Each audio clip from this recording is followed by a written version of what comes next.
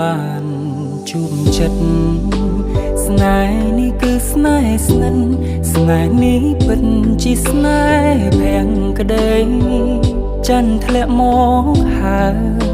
អូនអើយបងរីករាយក្រៃនៅភ្និន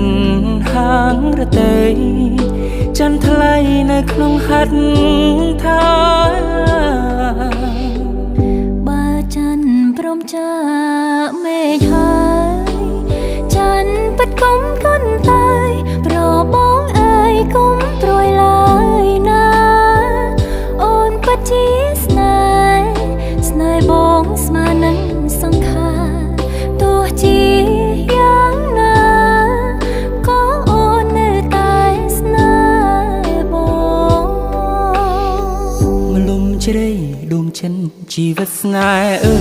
យជួយចាំចំឡើយពីពេញសាសរៀងស្មោះនឹងអូនគ្មានថ្ងៃកន្លង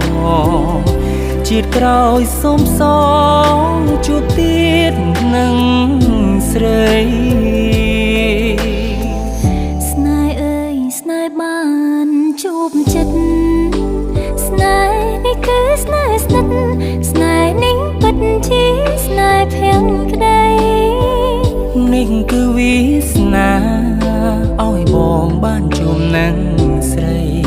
យើងរួមស្នេហ៍ថ្មីព្រោះប្រណីពីធម្មជាតិ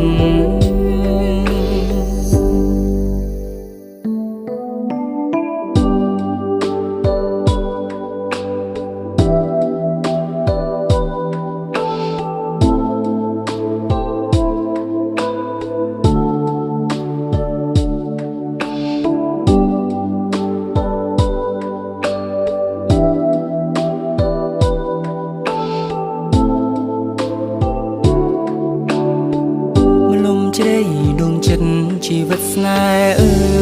យជួយចាំចំឡើយពីពេញសាសងរៀងស្មោះនឹងអូនគ្មានថ្ងៃកន្លងជាតិក្រោយសូមសងជួបទៀតនឹងស្រី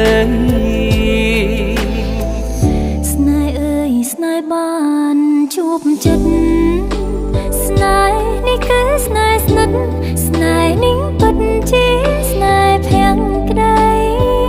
នេះគឺវាសនាឲ្យបងបានជួបនឹង